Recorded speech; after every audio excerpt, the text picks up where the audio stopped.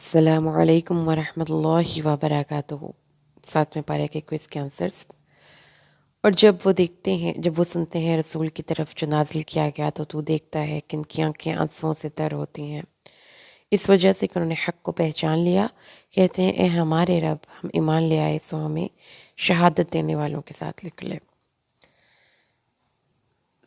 जो बनी इसराइल थे और यहूद और नसारा का ज़िक्र था पिछली आयत में, और उनके मुसलमानों के साथ रवैयों का ज़िक्र था।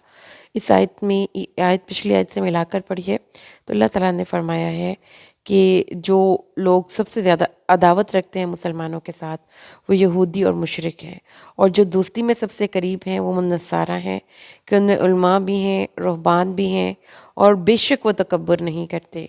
और जब उन पर तकब्बुर का जो डेफिनेशन है वो अपने रसूल सल्लल्लाहु अलैहि वसल्लम की ज़ुबान से याद कर लेनी है कि तकब्बुर बातुल हक़ व गमतुन नास, हक़ को जुटलाना और लोगों को अपने आप से हकीर समझना है।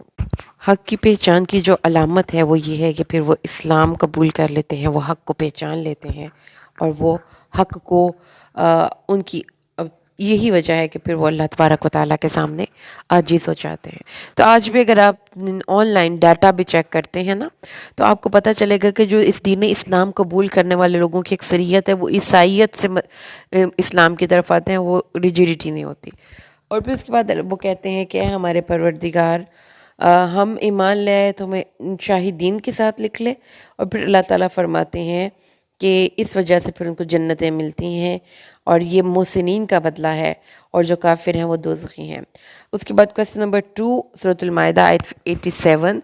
ए वो लोगो जो ईमान लाए हो, मत हलाल समझो, मत हराम ठहराओ वो पाक चीज़ें जो अल्लाह ने तुम्हारे लिए हलाल की हैं, और हद से तजावुज़ ना करो, बेशक अल्लाह हद से तजावुज़ करने वालों को पसंद नहीं करता। पाकीज़ा चीज़ें जो भी अल्लाह ताला ने हलाल करार दी हैं, खाने पीने के, यूज़ करने के, निकाह के, इन तमाम चीज़ों को इस्तेमाल करना है।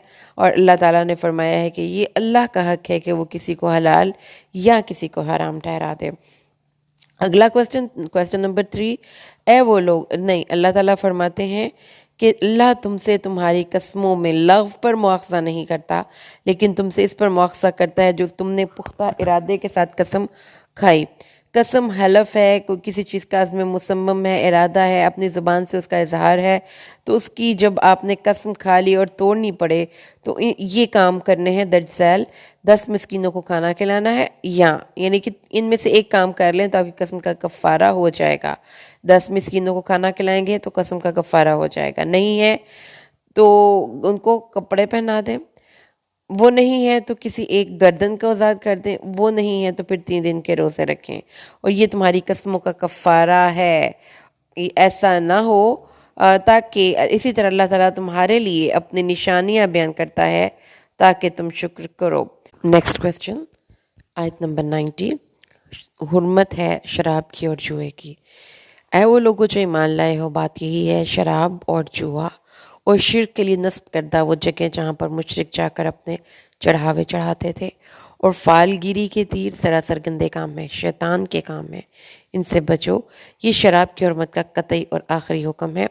पहले 2 हुक्म आप पिछले पारों में पढ़ के आए हैं। एक सूरतुल बकरा कि जिसमें अल्लाह ने फरमाया था कि शराब और जुए में तुम्हारे लिए नफ़ा भी है और नुकसान भी है, लेकिन नुकसान ज़्यादा है, इसलिए अपने माइंड से सोच कर फ़ैसला करो। सेकंड, जब हालत नमाज में नमाज के करीब जाना है तो उस वक़्त नशा नहीं होना चाहिए, मेंटली तौर पर आप प्रेजेंट माइंडेड हों। और तीसरा, अब क्या मुकम्मल तौर पर हराम है। इसके बाद सहाबाए कराम ने शराब नोशी बिल्कुल तर्क कर दी। अल्लाह ताला ने अगली आयत 91 में फरमाया है, शैतान तो यही चाहता है कि शराब और जुए के ज़रिए तुम्हारे दरमियान दुश्मनी और बुग़्ज़ डाल दे और तुम्हें अल्लाह के ज़िक्र और नमाज से रोक दे, तो क्या तुम बाज आने वाले हो। तो इससे शराब और जुए की हुर्मत की वजूहात भी बयान कर दी, इनके दुनियावी और दीनी नुकसानात भी बयान कर दिए। दीनी नुकसान तो आपको अल्लाह ताला ने फरमाया कि शराब और जुआ गफलत इंसान के दिल में पैदा करते हैं, नमाज और ज़िक्र इलाही से रोकते हैं। और दुनियावी नुकसान कि आपस में अदावत, बुग़्ज़ और कीना पैदा होते हैं। इसलिए इन दोनों खराबियों की वजह से इनको छोड़ देना चाहिए। उसके बाद अगली जो आयत है, ए वो लोगों जो, अच्छा जी, आयत क्विज़ का क्वेश्चन नंबर 5 है, اور 95 آیت نمبر۔ اللہ تعالیٰ فرماتا ہے اے مومنو، تم جب حالت احرام میں ہو تو شکار کو مت قتل کرو، جیسا کہ ہم 6 پارے میں سورۃ المائدہ کے آغاز میں پڑھ کے آئے ہیں کہ حالت احرام میں شکار کرنا ممنوع ہے، لیکن جو کوئی حالت احرام میں جان بوجھ کر شکار کرے تو پھر اس کو کیا کرنا ہوگا؟ اس کو چوپایوں میں سے اس کی مثل بدلہ دینا ہوگا جو اس نے قتل کیا ہے۔ چھوٹے سائز کا جانور مارا ہے تو بکری، بڑے سائز کا مارا ہے تو گائے، اس سے بڑے سائز کا مارا ہے تو اونٹ، جس کا فیصلہ پھر اس قتل کرنے والی، اس شکار کیے جانے والی چیز کو دیکھ کر 2 صاحب عدل کریں گے۔ اور یہ کیا ہوگا؟ یہ قربانی ہوگی جو مکہ میں پہنچائی جائے گی، جس میں لوگ وہاں سے کھائیں گے، یا پھر اگین جو فقیہ حضرات ہیں یا جو وہاں پر اس وقت قاضی ہے یا جو وہاں پر جج ہے، پھر وہ اس کے مطابق ان کو اختیار دیا گیا کہ اس کو روزوں کی تعداد بتا دے کہ اس نے کتنے روزے رکھنے ہیں۔ کیونکہ جو اس نے غلط کیا اس کو وبال ہوگا، لیکن اللہ نے معاف کر دیا جو گزر چکا۔ جو دوبارہ کرے گا تو اللہ اس سے بدلہ لے گا، بے شک اللہ غالب ہے اور سب پر غالب اور انتقام لینے والا ہے۔ اہل علم نے فواسق یعنی 4 خام خواہ تکلیف دینے والے جانوروں کی لسٹ میں 4 جانوروں کو شامل کیا ہے: سانپ، بھیڑیے، چیتے اور شیر۔ اس سے مارنے کی اجازت اخذ کی گئی ہے، اور اس طرح سے وہ جانور جو کہ نقصان پہنچانے والے ہوں یا حملہ آور ہو جائیں تو ان کو مارنے کی اجازت ہے، لیکن بلا ضرورت، یعنی کہ سیلف ڈیفنس کے لیے آپ لڑ سکتے ہیں، لیکن آپ کھیل تماشے کے لیے اور بے ضرورت نہیں شکار کھیل سکتے۔ اس کے علاوہ اللہ تعالیٰ نے اس سے اگلی آیت میں فرمایا ہے کہ جو دریا کا شکار ہے اس کا کھانا تمہارے لیے حلال ہے، ایون کہ تم حالت حرام میں ہو۔ اور دریا کا شکار کون سا ہے؟ جو مچھلی یا ایسا کوئی جانور، مچھلی ظاہر ہے کہ منع تو نہیں ہے، اس کو مار کے بھی آپ کھا سکتے ہیں، ایسا سمندری جاندار جو پانی سے باہر زندہ نہیں رہ سکتا، تو زندہ بھی پکڑے جائیں تو بھی ذبح کی ضرورت نہیں ہے، کیونکہ ان کی کولڈ بلڈڈ اینیملز ہیں نا یہ، تو ان کا جو خون ہوتا ہے وہ اس طرح سے نہیں نکلتا جیسا کہ دوسرے جانوروں کو بہہ کر نکلتا ہے۔ یہ اللہ تعالیٰ نے بتا دیا کہ خشکی کا شکار حرام ہے، اور پانی کا شکار تمہارے لیے کرنا بھی حلال ہے، اور پانی کے شکار کو کھانا بھی حلال ہے۔ اس کے بعد اگلی آیت کریمہ پہ آ جائیے، 97، اور کوئز کا کوسچن نمبر ہے ہمارا 6۔ اللہ تعالیٰ نے کعبے کو حرمت والا گھر بنایا، یعنی اس کی حرمت ہے، اس کی تعظیم کی جائے گی، اس میں کوئی قتل نہیں کرے گا، اس میں ہر قسم سے امن ہے۔ اللہ تعالیٰ نے لوگوں کو قیام کا باعث بنایا ہے، اس گھر کو لوگوں کے قیام کا باعث بنایا ہے، یعنی یہ دلوں کو سکون بھی دیتا ہے، اور ویسے بھی یہاں سے زمین حدیث کی صراحت میں یہاں سے زمین کو پھیلانا شروع کیا گیا تھا، اس لیے ظاہر ہے کہ اس مقام پر کشش ثقل بھی زیادہ ہوگی، فزیکلی بھی اور روحانی اعتبار سے بھی۔ اور حرمت والے مہینے کو اور قربانی کے جانوروں کو حرام ہے، حرمت والے مہینوں کی حرمت پامال کرنا حرام ہے، قربانی والے جانوروں کو اللہ تعالیٰ نے فرمایا ہے کہ ان کو بھی تعظیم کی جائے گی، جن کے گلوں میں پٹے ڈال کر ان کو قربانی کے لیے مخصوص کر دیا گیا ہو۔ اور اللہ تعالیٰ کے لیے ہے آسمانوں اور زمین کی سب حکومت، اور اللہ خوب جاننے والا ہے، کیونکہ ان کی نسبت اللہ سے ہے تو اس لیے ان کی تعظیم ہونی چاہیے۔ آیت نمبر 100 ہے۔ اللہ تعالیٰ نے فرمایا کہ اے نبی کہہ دیجئے کہ پاک اور ناپاک برابر نہیں، خواہ ناپاک کی کثرت تجھے خوب اچھی لگتی ہو، یعنی حرام رزق کی جتنی مرضی فراوانی ہو، اینڈ اس کا نقصان ہے، اینڈ اس کا تباہی ہے، اینڈ اس کا بربادی ہے، اگرچہ کہ ناپاک کی کثرت تجھے تعجب میں ڈال دے۔ تو اس میں same goes for those viral videos جو کہ ایک دن میں کئی ملین ویوز لے لیتی ہیں اور کئی ملین اس میں وہ کاروبار کر دیتی ہیں، لیکن اگر وہ ناپاک ہے، طیب نہیں ہے، اگر وہ خبیث ہے، ردی ہے، گھٹیا ہے کنٹینٹ، تو اس کی 1-2 دن میں اس کی کثرت یہ اس کی کامیابی کی دلیل نہیں ہے۔ تو اس سے پھر اپنی سوچوں کی اصلاح کیجیے، خاص طور پہ آج کے دور میں جو سوشل میڈیا کے یوز میں کہ زیادہ ویورشپ اور زیادہ لائکس اور زیادہ شیئر کسی چیز کی کامیابی کی علامت ہیں۔ اللہ تعالیٰ نے فرمایا یہ برابر نہیں ہو سکتے طیب اور پاک۔ اور اسی طرح کھانے کی مثال اگر آپ لے لیں تو پاک اور طیب کھانا اور خبیث اور ناپاک کھانا، ان دونوں کا کوئی کمپیریزن نہیں۔ پاک کھانا انسان کی سوچوں کے لیے، انسان کی باڈی کی گروتھ کے لیے جو رول پلے کرتا ہے، اور جو رول اس کی ایک اچھی، آپ اگر ایک کھجور کھاتے ہیں ڈیلی بیس پہ، شہد استعمال کرتے ہیں اس کو، اب تو اس کو جو ماہر غذائیت ہیں وہ فوڈ نہیں کہتے، وہ کہتے ہیں سپر فوڈز ہیں یہ، اور ان کی جو آپ کی باڈی میں ایک انرجی کا لیول ہوگا، آپ کو بیماریوں سے فائٹ کرنے میں، آپ کے امیون سسٹم کو ڈیولپ کرنے میں جو وہ چیزیں رول پلے کریں گی، وہ ناپاک اور خبیث کھانا نہیں کر سکتا۔ اس لیے اگر آپ ان دو لفظوں کو ڈی کوڈ کر کے پھیلاتے ہیں، اس کو آپ اس کو کمائی کے میں لے کر جاتے ہیں، آپ اس کو کھانے میں لے کر جاتے ہیں، آپ اس کو کمپنی اور لوگوں فین فالوئنگ میں لے کر جاتے ہیں، یعنی کہ کسی بھی فیلڈ میں لے جائیں، آپ اس کو اس کی انالوجی زراعت کی فیلڈ سے، ایگریکلچر کی فیلڈ سے کرتے ہیں، تو یاد رکھیں کہ اللہ تعالیٰ نے فرمایا کہ ناپاک کھیت میں اگنے والی وہ خود رو جڑی بوٹیاں ہیں جو کہ کئی ہزار میل تک بھی پھیلی ہوں، تو وہ مقابلہ نہیں کر سکتی کسی پاک درخت، کھجور کے درخت کا، انگور کے درخت کا، کسی آم کے درخت کا، جو لوگوں کو فائدہ پہنچاتا ہے، جو لوگوں کو خوراک دیتا ہے، اور جس کے اندر اپنے جیسے کئی پیدا کرنے کی ایبیلٹی ہوتی ہے۔ اچھا جی، اس کے بعد آگے چلیے، کویسچن نمبر 103 ہے جی۔ اللہ تعالیٰ فرماتے ہیں کہ اللہ تعالیٰ نے بحیرہ، سائبہ، وسیلہ، حام کچھ پیدا نہیں کیا۔ یہ کچھ جانوروں کی اقسام ہیں جن کو کہ مشرکین اللہ کے نام پر بذا میں خود چھوڑتے تھے۔ تو اس میں دو چیزیں آ گئی، یعنی کہ کان پھٹی اونٹنی، سانڈ چھٹی اونٹنی، اوپر تلے بچے دینے والی مادانہ کوئی اونٹوں کا باپ۔ چار قسم کے جانور ہیں جو سعید بن مسیب بیان کرتے ہیں۔ بحیرہ وہ جانور ہے جس کا دودھ بتوں کے لیے روک لیا جاتا تھا، پھر کوئی اس سے دودھ نہیں پیتا تھا۔ سائبہ وہ جسے وہ اپنے معبودوں کے لیے کھلا چھوڑ دیتے تھے، اور اس پر نہ کوئی سواری کرتا تھا، نہ کوئی اس پہ نہ اس پہ کوئی چیز لاتا تھا۔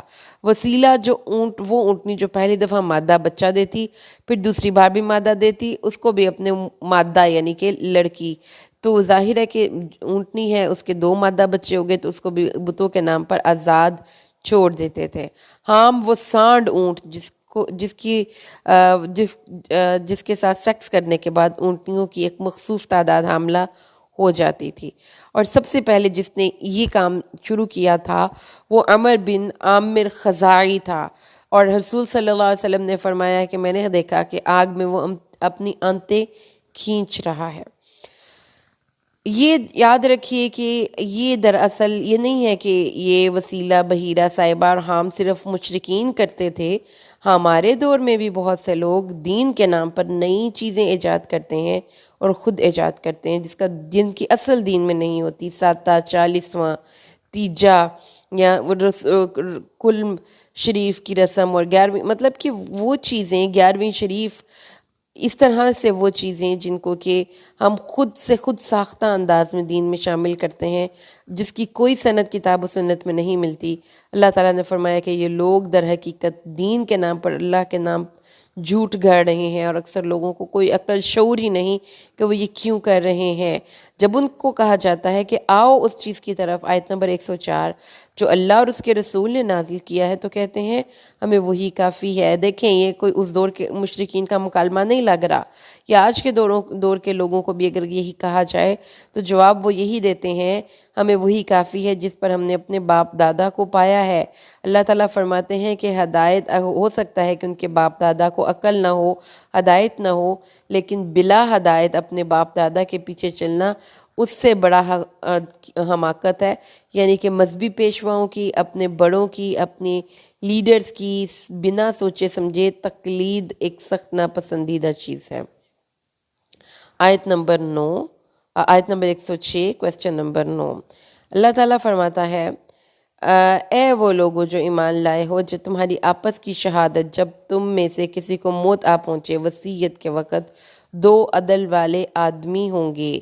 مطلب کہنے کا کیا ہے کہ جب کوئی انسان مر جائے اور اس کی وراثت تقسیم میں، یا اس کے جو اس نے وصیت کی ہے ان دونوں کو میں، اگر گھر والوں کو جو اس کے اصل لواحقین ہیں اس کو ڈاؤٹ ہو کہ جو بندہ مرنے والا کے قریب تھا اس وقت، اور جو وہ مرنے والے کی نسبت یہ بات لگا رہا ہے یا اس کی وراثت کے بارے میں کوئی بات کر رہا ہے، شاید اس میں یہ کچھ دو نمبری کر رہا ہے یا غلط بیانی سے کام لے رہا ہے، تو پھر ان کو جو حکم دیا گیا ہے وہ اس آیت میں دیا گیا ہے۔ اور اس آیت کو جس کانٹیکس میں یہ نازل ہوئی وہ یہ تھی، عبداللہ بن عباس بیان کرتے ہیں کہ بنو سہم قبیلے کا ایک مسلمان شخص تمیم داری اور عدی بن بدا کے ساتھ سفر کے لیے نکلا۔ یہ دونوں اس وقت عیسائی تھے۔ سہمی کو جس زمین پر موت آئی وہاں پہ کوئی مسلمان نہیں تھا جسے وہ وصیت کرتا، تو اس نے اپنا سامان تمیم داری اور عدی کے حوالے کیا۔ پھر وہ جب دونوں اس کے ترکے کے ساتھ واپس آئے تو ورثاء نے دیکھا کہ چاندی کا ایک جام جس پر سونے کے نقش و نگار بنے ہوئے تھے غائب ہے۔ مقدمہ رسول صلی اللہ علیہ وسلم تک پہنچا، آپ نے تمیم داری اور عدی سے قسم لی اور انہیں چھوڑ دیا۔ بعد میں وہ جام مکہ میں ملا اور ان لوگوں کے پاس جن کے پاس یہ جام ملا تھا انہوں نے کہا ہم نے اس کو تمیم داری اور عدی سے خریدا ہے۔ اگر ایسا مسئلہ بھی درپیش آ جائے نا کہ جس میں ڈاؤٹ ہو تو پھر اس صورت میں حلف لے کر حق تک پہنچا جائے گا، تاکہ جس بندے نے جھوٹ بولا ہے اس کو تھوڑی سی شرمندگی کا بھی تو خوف ہونا کہ بھائی میں شرمندہ ہوں گا، میری بدنامی ہوگی کہ میں نے غلط بیانی کی، میں نے جھوٹ بولا اور میرا جھوٹ پکڑا گیا۔ تو اس طرح سے اس کو آخرت کی سزا کا بھی خوف ہوگا اور دنیا میں غلط بیانی کر کے جو ایک شرمندگی ہوتی ہے اس کا بھی خوف ہوگا۔ اچھا، اس کی اگلی آیت جو ابھی ہمارے پاس ہمارے زیر مطالعہ ہوگی، یہ آیت نمبر 10 ہے اور 110 ہے اور کویسچن نمبر 10 ہے۔ اچھا جی، آ جائیے قرآن حکیم پہ۔ اللہ تعالیٰ فرماتے ہیں، اور جب اللہ کہے گا اے عیسیٰ ابن مریم اپنے اوپر میری اور اپنے اوپر اور اپنی والدہ پر میری نعمت یاد کر، جب میں نے پاک روح سے تیری مدد کی تھی تو گود میں اور ادھیڑ عمر میں لوگوں سے باتیں کرتا تھا، جب میں نے تجھے کتاب اور حکمت اور تورات اور انجیل سکھائی، جب تو مٹی سے پرندے کی شکل کی مانند میرے حکم سے بناتا تھا، پھر تو اس میں پھونک مارتا تھا تو وہ میرے حکم سے ایک پرندہ بن جاتی تھی، اور تو پیدائشی اندھے اور برس والے کو میرے حکم سے تندرست کرتا تھا، اور جب تو مردوں کو میرے حکم سے نکال کر کھڑا کرتا تھا، جب میں نے بنی اسرائیل کو تجھ سے روکا، جب تو ان کے پاس کھلی نشانیاں لے کر آیا، تو ان میں سے لوگوں نے کہا یہ تو کفر، جنہوں نے کفر کیا یہ تو کھلے جادو کے علاوہ اور کچھ بھی نہیں ہے۔ اس کے بعد جو آیت نمبر 112 سے مضمون شروع ہوگا وہ ہوگا وہ وجہ، وہ واقعہ جس کی وجہ سے سورۃ المائدہ کا نام سورۃ المائدہ ہے۔ جب حواریوں نے کہا اے عیسیٰ ابن مریم کیا تیرا رب یہ کر سکتا ہے کہ ہم پر آسمان سے طعام کا ایک خوان اتارے؟ اس نے کہا اللہ سے ڈرو اگر تم مومن ہو۔ انہوں نے کہا ہمارا دل کرتا ہے کہ ہم اس سے کھائیں اور ہمارے دل اس سے مطمئن ہو جائیں، اور ہمیں معلوم ہو کہ جو تم نے کہا وہ سچ کہا، اور ہم اس پر گواہ ہو جائیں۔ تو پھر عیسیٰ نے دعا کی اے اللہ، اے ہمارے رب، ہم پر آسمان سے طعام کا خوان اتار جو ہمارے پچھلوں اور ہمارے پہلوں کے لیے عید ہو اور تیری طرف سے ایک نشانی ہو، اور تو سب سے بہتر رزق دینے والا ہے۔ اس کے بعد کیا یہ دسترخوان اترا تھا یا نہیں اترا تھا؟ شاید کہ اترا ہو، لیکن کسی صریح حدیث میں ہمیں اس کی وضاحت نہیں ملتی۔ کچھ کہتے ہیں کہ اترا تھا، کچھ کہتے ہیں کہ اللہ تعالیٰ کی اس وعید کے بعد انہوں نے کہا کہ نہیں، ہمیں یہ دسترخوان نہیں چاہیے۔ آیت نمبر 116 اور کویسچن نمبر 12، اور جب اللہ نے کہا، اور یہ جب اللہ کہے گا قیامت کے دن کا حال ہے، اے عیسیٰ ابن مریم کیا تو نے لوگوں سے کہا تھا مجھے میری ماں کو اللہ کے سوا دو معبود بنا لو؟ وہ کہے گا تو پاک ہے، میرے لیے بنتا ہی نہیں کہ میں وہ بات کہوں جس کا مجھے کوئی حق نہیں۔ اگر یہ میں نے بات کہی تھی تو یقیناً تو نے اس کو جان لیا، تو جانتا ہے جو میرے نفس میں ہے اور میں نہیں جانتا جو تیرے نفس میں ہے، یقیناً تو ہی سب چھپی ہوئی باتوں کا خوب جاننے والا ہے۔ قیامت کے دن سب لوگوں کے سامنے حضرت عیسیٰ سے سوال کرنے کا مقصد کیا ہے؟ جیسا ہوتا ہے نا ایک کلاس میں ایک ٹیچر کہتا ہے کہ بھائی آنسر سن لیجئے اور اپنے اپنے جواب ٹیلی کر لیجئے کہ جو آپ نے جواب لکھے ہیں وہ ٹھیک ہیں۔ عیسائیوں کی کثیر تعداد جو اس عقیدے کے تحت زندگی گزار کر اور مر کر دنیا سے گئی، ان سب کے سامنے سوال جواب کر کے اللہ تعالیٰ نے کہا کہ بھائی اپنے پیپر پر ایک اہم جو کویسچن تم لوگوں نے اٹیمپٹ کیا ہے حضرت عیسیٰ کے بارے میں اپنے عقیدے کا، اس کو ٹیلی کر لو، حقیقت کیا ہے۔ عیسیٰ بتاؤ تم سب لوگوں کو کہ تم نے کہا تھا کہ میں اور میری ماں معبود ہیں۔ حضرت عیسیٰ انکار کر دیں گے تو پھر سوچیں اس وقت ان لوگوں کی ایک کیفیت کیا ہوگی کہ بڑا دن ہے، ہر انسان تک آواز وہ دیکھ بھی رہا ہے، سن بھی رہا ہے۔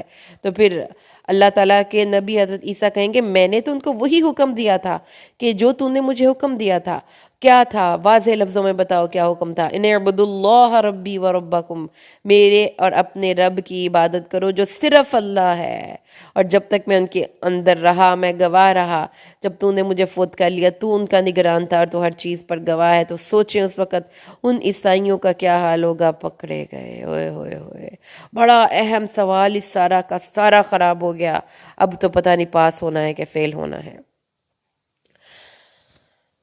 اللہ تعالیٰ فرماتے ہیں، اللہ تعالیٰ نے آگے فرمایا کہ حضرت عیسیٰ پھر اللہ سے التجا کریں گے، ان تعذبہم فإنہم عبادک، اللہ اگر تم ان کو عذاب دے تو تیرے بندے ہیں اور معاف کر دے، بندے تو تیرے ہی ہیں، تجھے کس نے پوچھنا ہے؟ یعنی کہ سفارش بھی کر دی انتہائی محتاط ہو کر۔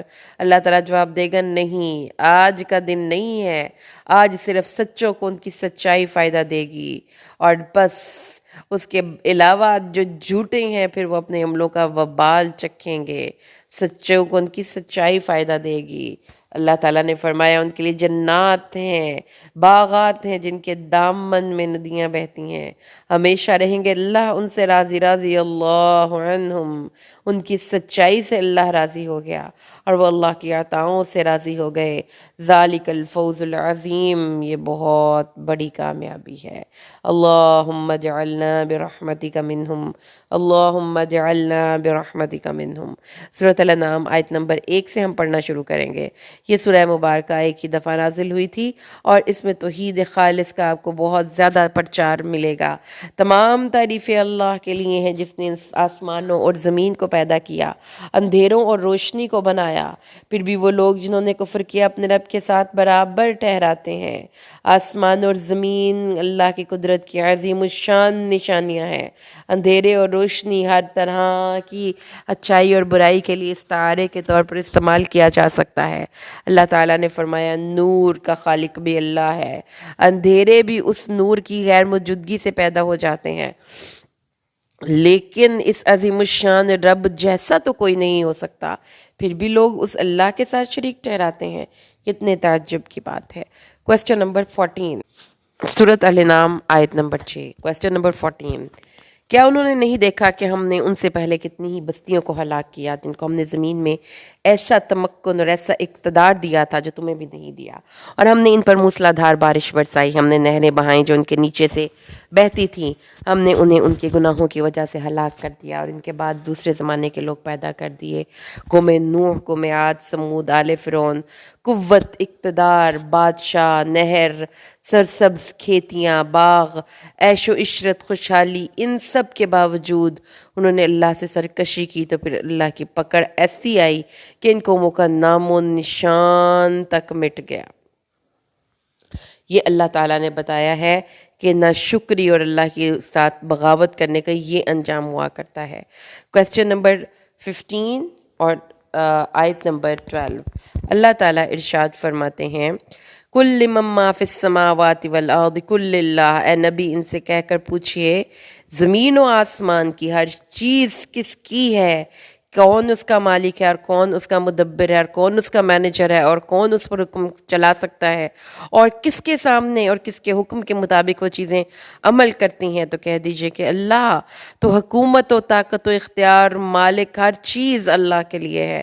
پھر کہہ دیجئے کہ وہ اس اللہ کی ایک اور صفت بھی ہے کہ power corrupts but absolute power corrupts absolutely, لیکن اللہ تعالیٰ ایسا نہیں ہے کہ جس کو پاور کرپٹ کر سکے اور جو دوسرے انسانوں پر ظلم کی روش اور ٹینڈنسی کو لے کر اقتدار کر رہا ہو۔ اللہ نے اپنے اوپر اپنی ذات پہ لیجسلیٹ کیا ہے کہ وہ رحمان ہے اور وہ رحم کرے گا اپنی اس مخلوقات کے سلسلہ پر۔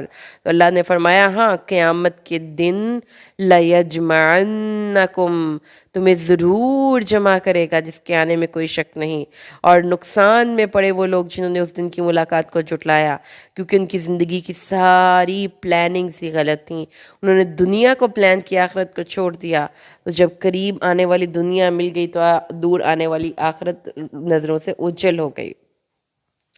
آیت نمبر 14، سوال نمبر 16، اللہ فرماتا ہے کہہ دیجئے اے نبی کیا میں اللہ کو چھوڑ کر کسی کو اپنا دوست بنا لوں؟ جس نے زمین و آسمان کو پیدا کیا ہے، جو کھلاتا ہے اور کھاتا نہیں ہے، کہہ دیجئے یہ تو بہت ہی عقل سے عاری فیصلہ ہوگا کہ جو کھلاتا ہے اس کو دوست بنایا جائے، جو زمین و آسمان کا نقشے کے بغیر بنانے والا ہے اس کو دوست بنایا جائے۔ اے نبی کہہ دیجئے کہ مجھے حکم تو یہ ملا ہے کہ سب سے پہلے تمام انسانوں میں اپنا سر اللہ کے سامنے جھکاؤں اور میں مشرکوں میں سے نہ ہو جاؤں۔ اس لیے جب رسول صلی اللہ علیہ وسلم کو یہ حکم ہے تو ان کے پیچھے پیچھے چلنے کا ہمیں بھی حکم ہے۔ آیت نمبر 17، یہ میں چاہتی ہوں کہ میرے تمام لسنرز اس کو یاد کریں۔ إِن يَمْسَسْكَ اللَّهُ بِالضُّرٍّ فَلَا كَاشِفَ لَهُ إِلَّا هُوَ وَإِن يَمْسَسْكَ بِخَيْرٍ فَهُوَ عَلَى كُلِّ شَيْءٍ قَدِيرٌ۔ اگر تجھے اللہ کوئی تکلیف پہنچائے، کوئی تکلیف، کوئی تنگی، کوئی بیماری، کوئی مال کی کمی، کسی اولاد کی کمی، کوئی اس طرح سے حالات کہ تم پھنس گئے ہو، وہ تکلیف کی کیفیت ہے، تو یاد رکھو کہ اللہ کے علاوہ اسے کوئی اور دور کرنے والا نہیں۔ کوئی آپ کی زندگی میں اذیت بخش لوگ ہیں، کوئی آپ کو پریشان کرنے والے ہیں، کوئی اداسی ہے، کوئی ناکامی ہے، اللہ کے علاوہ کوئی اسے دور کرنے پر قادر نہیں۔ اور اگر اللہ تجھے کوئی بھلائی پہنچائے تو وہ ہر چیز پر قادر ہے، لہٰذا کسی بت کے آگے، کسی قبر والے کے آگے، کسی کے آگے بھی اپنی حاجت نہ رکھیں، اللہ ہر حاجت کو کھولتا ہے۔ تو بڑی حماقت کی یہ سوچ ہے کہ ہم اللہ کے علاوہ کسی اور سے مانگ کر اللہ جیسی اس سے برکتیں حاصل کر سکتے ہیں۔ آیت نمبر 27 اور کویسچن نمبر 18، اللہ تعالیٰ نے ارشاد فرمایا ہے وَلَوْ تَرَى إِذْ وُقِفُوا عَلَى النَّارِ فَقَالُوا يَا لَيْتَنَا نُرَدُّ وَلَا نُكَذِّبَ بِآيَاتِ رَبِّنَا وَنَكُونَ مِنَ الْمُؤْمِنِينَ۔ کاش کہ تو دیکھے وہ اس دن کا حال کہ جب مشرک کو آگ پر کھڑا کیا جائے گا تو اس کی حسرت و یاس و نا امیدی کا عالم یہ ہوگا، وہ کہے گا کاش ہم واپس بھیجے جائے۔ اور اب اس دنیا میں رہتے ہوئے ہم کبھی بھی قرآن کی آیات کو، اللہ کی آیات کو، اللہ کی نشانیوں کو، اللہ کے احکامات کو نہ جھٹلائیں، ہم نہ جھٹلائیں اور ہم ایمان لانے والوں میں سے ہو جائیں۔ آیت نمبر 31 اور کویسچن نمبر 19، اللہ تعالیٰ ارشاد فرماتے ہیں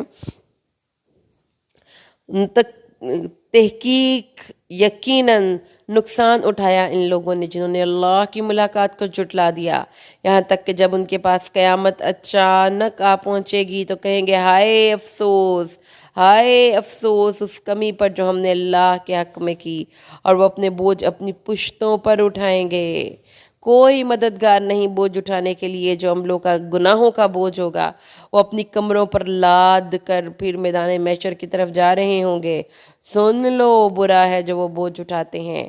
اس کیفیت کو ذرا فیل تو کریں کہ جب آپ کو بوجھ اٹھا کر چلنا پڑے تو وہ کتنا بوجھل دن ہوتا ہے کہ ہمارے بوجھ کو کوئی ساتھ، اور اکثر ایسا ہوتا ہے کہ جب آپ کو کوئی بھاری چیز اٹھانی پڑے تو لازمی بات ہے کوئی نہ کوئی بندہ آپ کی ہیلپ کر دیتا ہے کہ لائیں دے تھوڑی دیر کے لیے میں اٹھا لیتا ہوں، لیکن اس دن اس بھاری بوجھ کو اپنی پشتوں پر لاد کر انہوں نے خود ہی اپنے میدان محشر کی طرف جانا ہے۔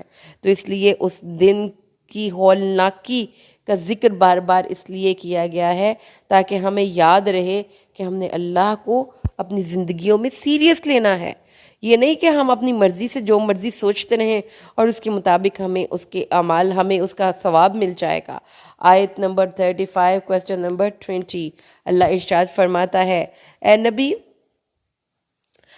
صلی اللہ علیہ وسلم کی کیریکٹرائزیشن ہے، اگر ان کا منہ پھیرنا تجھ پر بھاری ہے، نبی صلی اللہ علیہ وسلم بہت زیادہ دل گرفتہ ہوتے تھے، تو اللہ تعالیٰ فرماتا ہے اگر تو کر سکے تو زمین میں کوئی سرنگ یا آسمان میں کوئی سیڑھی ڈھونڈ نکال، پھر ان کے پاس کوئی نشانی لے آئے تو لے آ۔ یعنی کہ اللہ تعالیٰ فرماتا ہے کہ جو کام میں نے کرنا ہے میں نے اپنے طریقے سے کرنا ہے، اگر آپ کو جلدی پڑی ہوئی ہے تو پھر آپ اپنی مرضی سے کوئی نشانی لے آئیں یا کوئی سیڑھی لگا لیں، اللہ چاہتا تو ان کو ہدایت پر جمع کر دیتا ہے۔ نبی آپ جاہلوں میں سے نہ ہوں، یعنی ان کی بے رخی آپ کو شاک نہ گزرے، جو آپ کا کرنے کا کام ہے کر کے آرام سے بیٹھ جائیے، آؤٹ آف دا وے ہو کر کسی کو بھی آپ پاس نہیں کروا سکتے، پاس کرنے والے اسٹوڈنٹ کو خود ہی پڑھنا پڑے گا۔ کویسچن نمبر 21 دیکھیے جی، اللہ تعالیٰ فرماتے ہیں، یہ آیت نمبر 38 سے لیا گیا ہے، کویسچن نمبر 21، اللہ تعالیٰ فرماتے ہیں زمین پہ نہ کوئی چلنے والا ہے اور نہ کوئی اڑنے والا ہے جو اپنے پر دو پروں پر اڑتا ہے مگر تمہاری طرح کی امتیں ہیں. دے ہیو کمیونٹیز لائک اس. ان کی بھی پوری کی پوری جماعتیں ہیں، ان کے بھی زندگی اور موت کے سسٹم ہیں، ان کے بھی بچے ہوتے ہیں، ان کے بھی پورا ایک دشمنوں کا نظام ہے، ان کا حفاظت کا نظام ہے، ان کے خوراک کا نظام ہے، ان کی پوری کی پوری اصول ہیں زندگی گزارنے کے، جن کی اور ان کے پورے طریقہ کار ہیں جن کو کہ اللہ تعالیٰ مینج کیے ہوئے ہیں. تو یہاں پر اللہ تعالیٰ نے تمام کی ضروریات کا کہ وہ بھی پیدا ہوتی ہیں، جوانی کو پہنچتی ہیں، مرتی ہیں، ان کا پیدا کرنا، ان کی روزی کا سامان، ان کی ضرورت، ان کی سب مصلحتوں کا اہتمام اللہ کے ذمے ہے. لہٰذا ایسی تمام مخلوقات جو اس زمین پر بس رہی ہیں، اگر ان پہ آپ غور و فکر کریں، مچھلیوں کو لے کر، پرندوں کو لے کر، چرندوں کو لے کر، درندوں کو لے کر، حشرات الارض کو لے کر، تو آپ حیران ہو جائیں گے کہ کتنی وسیع و عریض کائنات صرف اس دنیا میں انسانوں کے علاوہ پیرالل بس رہی ہے. اور ان کی اسپیشیز کو دیکھ لیں، پھر ان کی پوری میکنزم کو دیکھ لیں، تو آپ اللہ تبارک و تعالیٰ کی حکمتوں پر آپ کی عقل دنگ رہ جائے گی. اس لیے اللہ تعالیٰ نے اپنی ذات کی ڈائمنشنز، اپنے علم کی وسعت، اپنی تدبیر، اپنا مینجمنٹ، سب اس سورۃ الانعام میں بڑا واضح طور پر بیان کر دیا. آیت نمبر 44، کوسچن نمبر 22، اللہ تعالیٰ ارشاد فرماتے ہیں،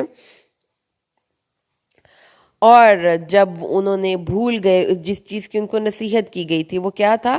اس کو ذرا ہم آیت نمبر 42 سے پڑھنا شروع کرتے ہیں. اللہ تعالیٰ فرماتا ہے کہ ہم نے آپ سے پہلے کئی امتوں کی طرف رسول بھیجے، پھر انہیں تنگ دستی اور تکلیف کے ساتھ پکڑا تاکہ وہ عاجزی کریں، تو کیوں نہ انہوں نے عاجزی کی جب ان پر ہمارا عذاب آیا، لیکن ان کے دل سخت ہو گئے اور شیطان نے ان کے لیے خوشنما بنا دیا اور جو کچھ وہ کرتے تھے.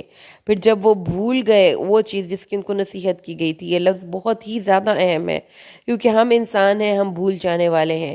اس لیے ضروری ہے اچھے لوگوں کا ساتھ کہ وہ ہمیں یاد دہانی کرواتے رہیں کہ اللہ تعالیٰ کے راستے کی طرف چلنا ہے، اور نصیحتوں کو یاد کرواتے رہیں. تو ہم نے ان پر ہر اس چیز کے دروازے کھول دیے جو ان کو مرغوب اور محبوب تھی، یہاں تک کہ جب وہ ان چیزوں کے ساتھ خوش ہو گئے جو انہیں دی گئی تھی تو ہم نے ان کو اچانک پکڑ لیا اور وہ اچانک نا امید ہو گئے. تو یہاں پر ایک عجیب بات پتہ چلتی ہے کہ جو لوگ اللہ تعالیٰ کے حکموں کی نافرمانی پہ دلیر ہو جاتے ہیں، پھر ان کو ایک اور عذاب آتا ہے، خوشحالی کا عذاب. نہ ان کو بیماری آتی ہے، نہ ان کو کسی طرح کی کوئی تنگی آتی ہے، نہ ان کو کسی قسم کی کوئی مالی تنگی آتی ہے، کوئی نقصان نہیں ہوتا. وہ فراوانی میں زندگی گزارتے ہیں کہ اچانک پکڑ آتی ہے اور وہ اوندھے منہ گرا دیے جاتے ہیں. یعنی تکلیف کا آنا بھی پھر رحمت ہے، کیونکہ انسان رک جاتا ہے، ٹھہر جاتا ہے، سنبھل جاتا ہے، اللہ کی طرف لوٹتا ہے. اور اگر آپ کو خوشحالی کے ساتھ اللہ کی ذات سے فراموشی نصیب ہو تو یقین مانے کہ یہ رحمت کی دلیل نہیں ہے. ایک انسان خوشحال ہے اللہ کو بھول کر بھی، تو وہ شخص در حقیقت خوشحالی کے عذاب میں مبتلا ہے. آیت نمبر 46 اور کوسچن نمبر 24، اے نبی کہہ دیجئے کہ اگر اللہ تمہارے کان اور آنکھیں لے جائے اور دلوں پر اور عقلوں پر مہر لگا دے تو اللہ کے علاوہ کون ان کو لائے گا؟ جی، تو اپنے آپ کو بھی دیکھیے، اس ہاسپٹلس کا چکر لگا کر دیکھیے. جب زیادہ اکڑ جانے کو جی چاہے نا، کسی بات پر بڑی اکڑ آ رہی ہو دماغ میں، تو ذرا ایک چکر ہاسپٹل کا لگا کے آیا کیجیے، اور پھر ان لوگوں کی کیس سٹڈیز کیا کیجیے، ان کی ہسٹری معلوم کیا کیجیے کہ کوئی پاگل خانے میں موجود کسی بڑے ادارے کا CEO تھا، کوئی ہسپتال میں ہڈی کے وارڈ پر پڑا ہوا شخص، کوئی بہت اپنی دکان کا بڑا وہ مالک تھا اور اس کے انڈر کئی لوگ کام کرتے تھے، وہ جس کو ہارٹ اٹیک آیا ہوا ہے اور اس کو جا کر انہوں نے بند کیا ہوا ہے ایک کمرے میں، جس کو وہ ICU کہتے ہیں، اور کسی کو ملنے نہیں دیتے، قید کر دیا ہے. اس کو دیکھیں جا کر اس کو کہ کس طرح سے اللہ تعالیٰ نے انسانوں کو اب بتایا کہ ہر انسان کی کان، آنکھیں، دل، دماغ، ہڈیاں، ہر چیز اللہ کے حکم کے مطابق بیہیو کرتی ہیں. کوئی انسان اپنے قدموں پر بھی کھڑا نہیں ہو سکتا اگر اللہ نہ چاہے. کوئی انسان اپنی آنکھوں سے دیکھ بھی نہیں سکتا اگر اللہ نہ چاہے. کوئی انسان اپنے کانوں سے سن بھی نہیں سکتا جب تک اللہ نہ چاہے. بصارت لے لے تو بصیرت لے لے، یا سماعت لے لے اور سمجھ لے لے تو کوئی اس کو واپس کرنے پر قادر نہیں. اللہ فرماتا ہے اتنے بے بس ہو کر بھی اپنی من موجیاں کرتے ہو، عقل کرو، عقل کرو. اللہ تعالیٰ نے آگے آیت نمبر 24 اور جو آیت نمبر 24 ہے، کوئز کا کوسچن نمبر 24 ہے اور آیت نمبر 50 ہے، اللہ تعالیٰ فرماتا ہے نبی صلی اللہ علیہ وسلم کہہ دیجئے میرے پاس کوئی اللہ کی رحمت کے خزانے نہیں ہیں، میرے پاس کوئی علم غیب نہیں ہے، اور میں یہ بھی نہیں کہتا کہ میں بادشاہ ہوں یا میں فرشتہ ہوں۔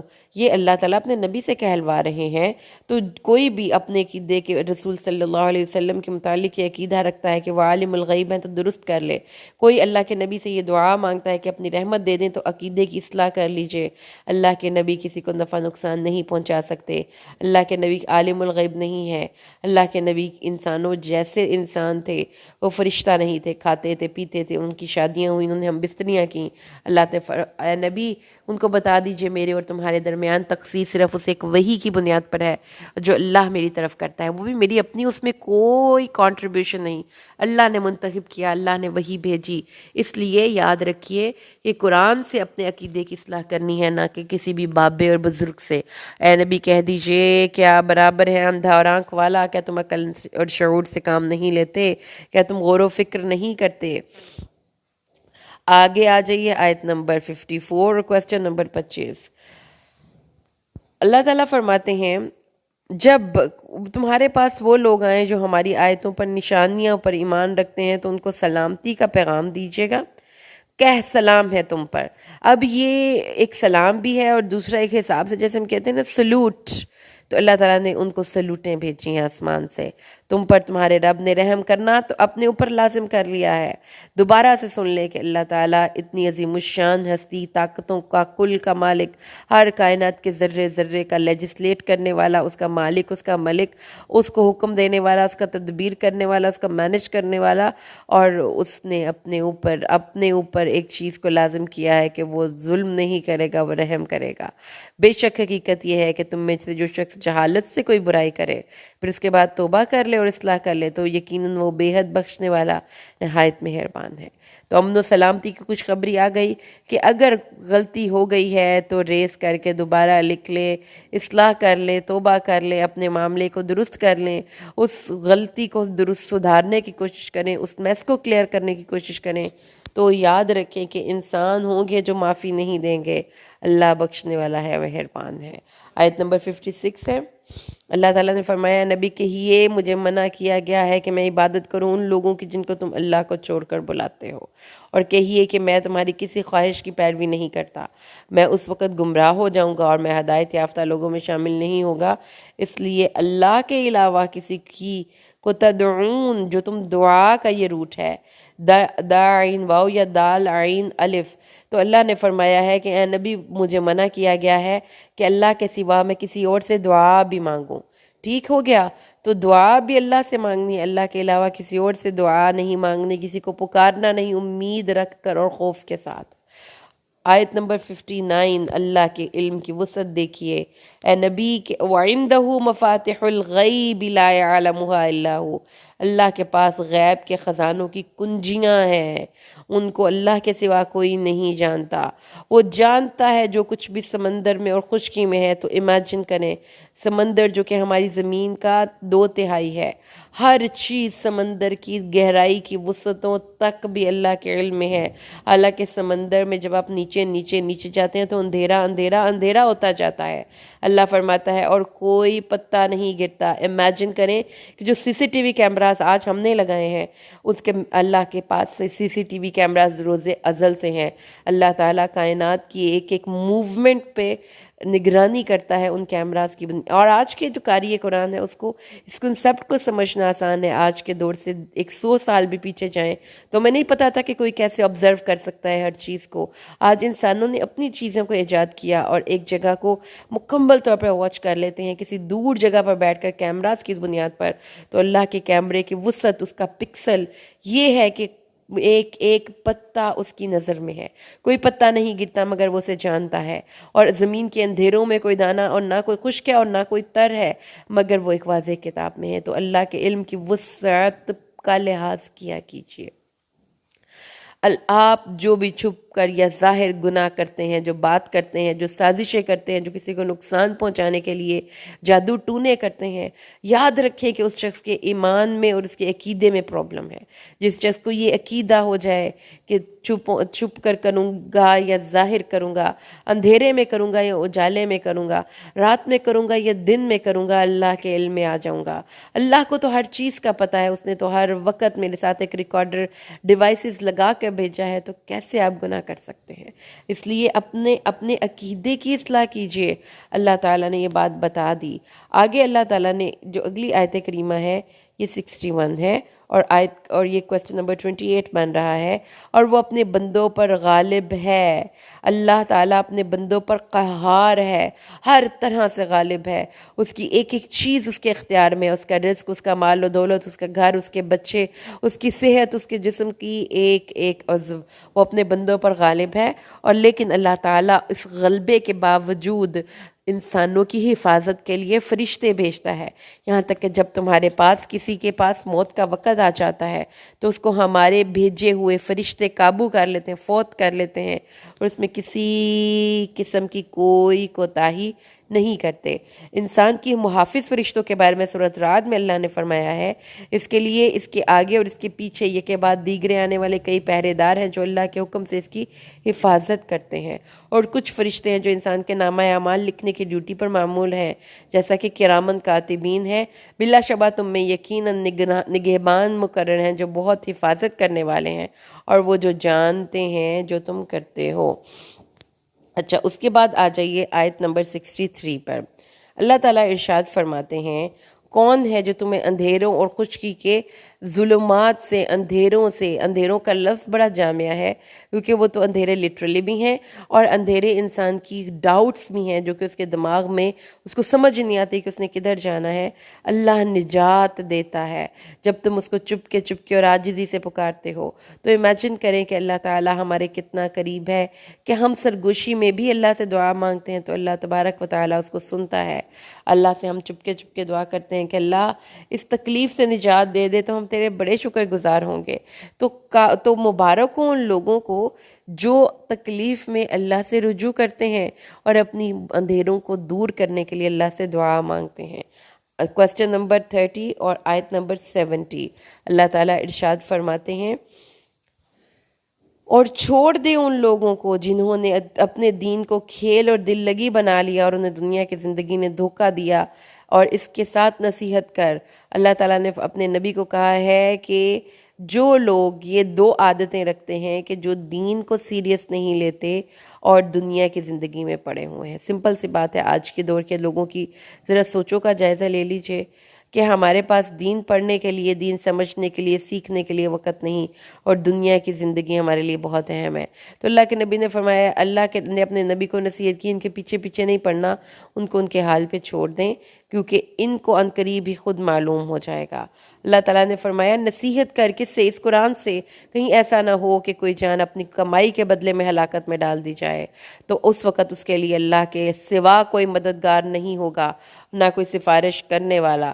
اگر وہ فدیہ دے، ہر چیز کا فدیہ تو اس سے لیا نہیں جائے گا۔ یہی لوگ ہیں جو ہلاکت کے سپرد کیے گئے، اس کے بدلے جو انہوں نے کمائی کی، ان کے لیے گرم پانی سے پینا اور دردناک عذاب ہے، اس وجہ سے کہ وہ کفر کیا کرتے تھے۔ اس لیے ایک بڑی ڈیفیکلٹ اور بڑی مشکل سٹیٹ آف افیئرز آنے والی ہے۔ اللہ کے دین کو سیریس لیں اور دنیا پہ آخرت کو فوقیت دیں۔ آیت نمبر 73، کوسچن نمبر 31، اللہ تعالیٰ ارشاد فرماتے ہیں، وہ ذات ہے جس نے آسمان اور زمین کو حق کے ساتھ پیدا کیا، جب وہ کہے گا ہو جاتا وہ ہو جائے گی۔ ہر چیز آٹومیٹڈ موڈ پہ اللہ نے لگائی ہے۔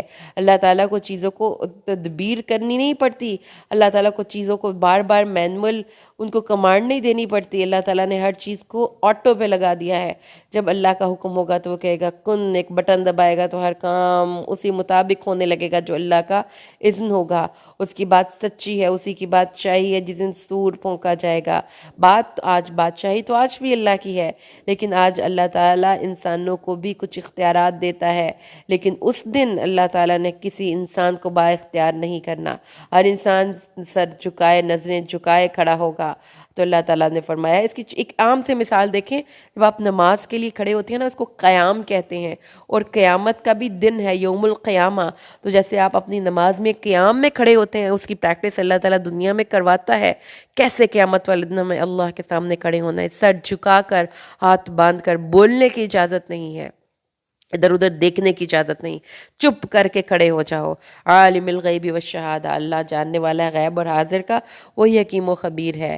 کوسچن نمبر 32 اور 77 آیت کریمہ. اللہ تعالیٰ نے حضرت ابراہیم کا واقعہ بیان فرمایا.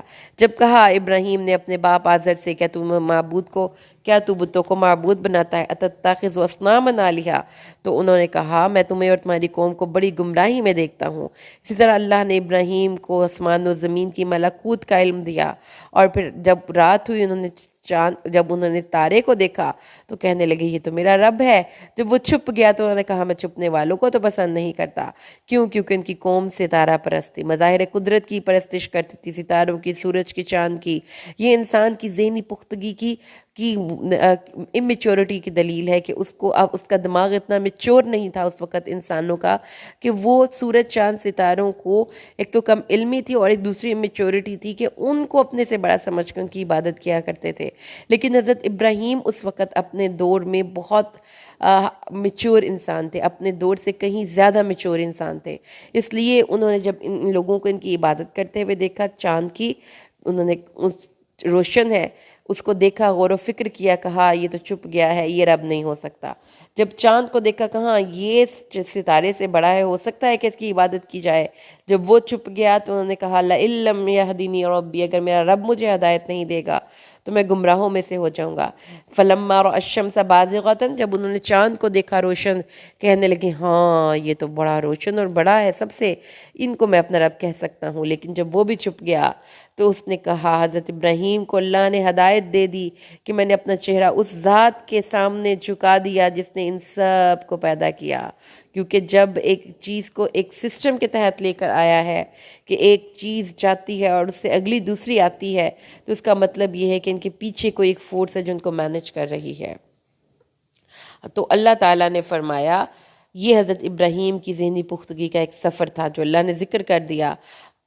کوسچن نمبر 33 آیت نمبر 91. اللہ تعالیٰ ارشاد فرماتے ہیں، یہ جو درمیان میں کچھ آیتیں ہیں نا، آیت نمبر 84 سے لے کر آیت نمبر 88 تک، اس کو ذرا ایک دفعہ اس کا ترجمہ سن لیجئے، کیونکہ اللہ تعالیٰ کی توحید کے بارے میں ہے. تو اللہ نے فرمایا ہم نے اسحاق، یعقوب سب کو ہدایت دی، نوح کو ہدایت دی، داود، سلیمان، ایوب، یوسف، موسیٰ، ہارون. اللہ تعالیٰ نے زکریا، یحییٰ، عیسیٰ، الیاس، اسماعیل، الیاسا، یونس اور لوط، ان سب کو اللہ تعالیٰ نے فرمایا ہم نے ہدایت دی، ان کو چن لیا، فضیلت یافتہ لوگوں میں شامل کیا، اور پھر ان کی اولادیں، ان کے بہن بھائی، ان کے رشتہ دار اور ان کی اولادیں، یہ سب کو اللہ نے برگزیدہ کیا. یہ اللہ کی ہدایت تھی جو اللہ اپنے بندوں میں سے جس کو چاہتا ہے دیتا ہے. تو انسانیت کی کریم کا ذکر آ گیا، سب نبیوں کا اجمالاً بھی ذکر آ گیا اور نام سے بھی ذکر آ گیا. اللہ نے اینڈ پہ فرمایا اگر یہ نبی بھی شرک کرتے تو ان کے عمل بھی ہبط ہو جاتے، ان کے عمل بھی ضائع ہو جاتے، ان کے عمل بھی اکارت جاتے، ریجیکٹ ہو جاتے. تو امیجن کریں کہ شرک کتنا بڑا گناہ ہے. اس لیے اس کو سیریس لینا ہے. یہ نہیں ہے کہ اپنی مرضی سے جو جی میں آئے ہم کریں گے. انعام، سورۃ الانعام آیت 91. انہوں نے اللہ کی کوئی قدر نہیں کی، اللہ کی کوئی قدر نہیں پہچانی، اللہ کو انڈر ایسٹیمیٹ کیا جب انہوں نے کہا کہ اللہ نے اپنے بشر پر کوئی چیز نہیں اتاری. حالانکہ اللہ نے ان کی ہدایت کے لیے آسمان سے پورے کے پورے سلسلے اتارے، نبی اتارے، فرشتوں کو انوالو کیا، کتابیں اتاری، اس لیے کہ انسانوں کو ہدایت مل جائے. اللہ نے فرمایا وہ کتاب جو موسیٰ لے کر آئے تھے وہ کس نے اتاری تھی جس کے بہت سے حصے کو تم چھپا لیتے ہو، اور روشنی اور ہدایت تھی جس کو چند ورق بناتے ہو، جس کو تھوڑے کو ظاہر کرتے ہو، بہت سے کو چھپاتے ہو، اور تمہیں وہ علم دیا گیا جو تم نے نہ جانا اور نہ تمہارے باپ دادا نے. کہہ دے اللہ نے. اللہ کتاب نازل کرتا ہے، اللہ کی بہت بڑی رحمت ہے کہ اللہ ہدایت نامے نازل کرتا ہے، ورنہ ہم تو بھٹکتے رہتے. اللہ تعالیٰ نے فرمایا یہ اللہ کی قدری ہے. آیت نمبر 34. اور یہ ایک کتاب ہے، اسے ہم نے نازل کیا. آیت نمبر 92.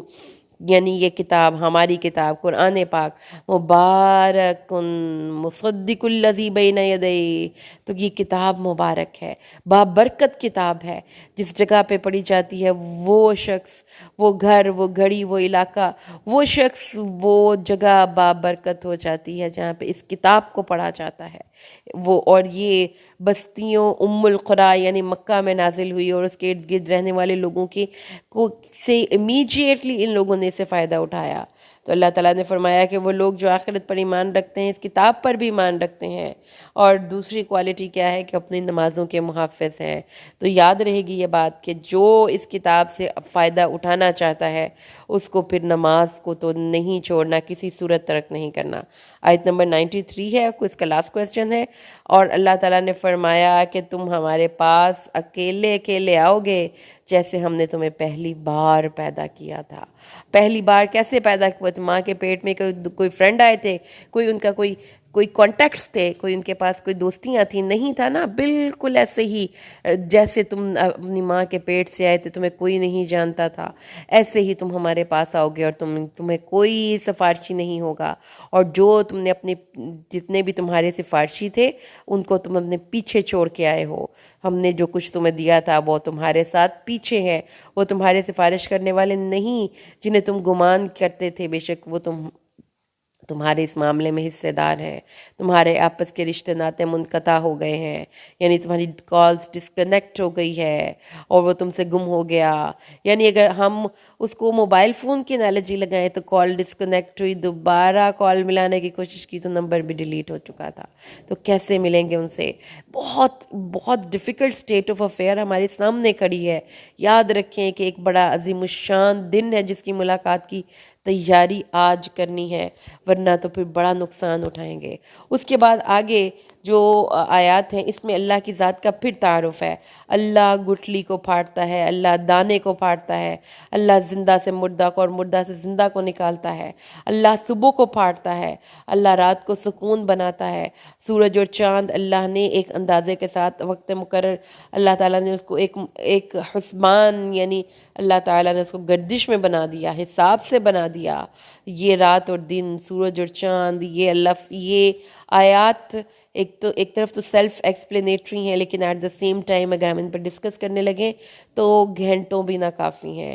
اللہ ہے وہ جس نے تمہارے لیے ستارے بنائے تاکہ تم اس کے ساتھ خشکی اور تری کے اندھیروں میں رہنمائی حاصل کرو. پھر اللہ نے تمہیں اس دنیا میں نفس واحد سے پیدا کر کے تمہارا ٹھکانہ اور سونپے جانے کی جگہ مقرر کر دی. اللہ تعالیٰ ہے جس نے پیدا کیا تمہارے لیے آسمان سے پانی تو نکالے اس کے ساتھ ہر طرح سے نباتات. یہ بھی اللہ تعالیٰ انگور نکالے، سبزیاں نکالی، کھجور نکالے، انگور نکالے، زیتون نکالے، انار نکالے. اللہ تعالیٰ نے فرمایا دیکھو ان رنگوں کی کمبینیشن کو، ان کے خواص کو، ان کے فوائد کو، اور پھر اپنے رب کے ساتھ پھر بھی اللہ کا شریک ٹھہراتے ہو جنوں کو اور بہت سی مخلوقات کو. تو عقل سے کام لو، یہ اللہ تعالیٰ حق رکھتا ہے کہ اس کی عبادت کی جائے.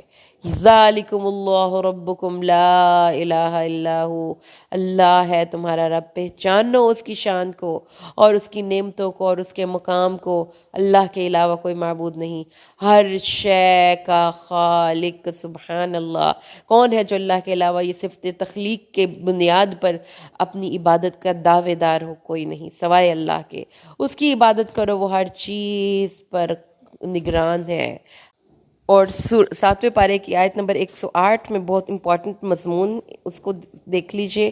اللہ تعالیٰ نے فرمایا ہے کہ جب بھی تم ان لوگوں سے ملاقات کرو جو کہ اللہ کے علاوہ کسی اور کی عبادت کرتے ہیں تو ان کے معبودوں کی بے حرمتی نہیں کرنی، ریلیجیس ٹالرنس کا مظاہرہ کرنا ہے. اگر تم ان کے معبودوں کو گالیاں نکالو گے تو جواب میں تمہارے اللہ کو وہ گالیاں نکالیں گے. تو نقصان پھر کس کا ہوا؟ ان کے معبودوں کی تو کوئی عزت نہیں، لیکن تمہارا رب شانوں والا ہے، عزتوں والا ہے. لہٰذا اپنے اللہ کی عزت کروانے کے لیے ان کے معبودوں کی عزت کرو. تو اس طرح سے ہمارا 7ویں پارے کے میجر تھیمز کور ہو گئے. دو کہ تشنگی ہمیشہ رہتی ہے لیکن some thing is better than nothing. آپ کو کچھ نالج ہو یہ اس سے بہتر ہے کہ آپ کے پاس کچھ بھی نالج نہ ہو. تو اتنی خوبصورت کتاب سے جب واقفیت ہوگی تو مجھے امید ہے کہ آپ اس کو ڈیٹیل میں پڑھنے کے لیے بھی اپنے اندر پیاس محسوس کریں گے کہ ہم اس کتاب کو لفظ لفظ پڑھیں اور اس کی ہر ایک آیت کا ترجمہ جاننے کی کوشش کریں. اللہ سے دعا ہے اللہ قرآن کو سمجھ کر پڑھنے اور عمل کرنے کی ہمیں توفیق دے. السلام علیکم.